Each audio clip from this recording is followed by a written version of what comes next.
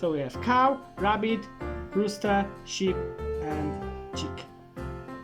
Close your eyes. Open your eyes. What is missing? Cow. Cow is missing? Yes. Okay. Yes, very good. Oh, okay. This color is? Pink. What animal is pink? Pig. Is it pig? Yes. Next color is? Brown. Brown. What animal is brown? Horsey.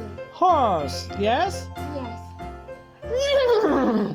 Horse, yes.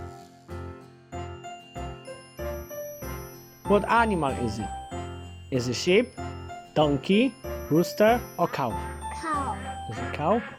Yes.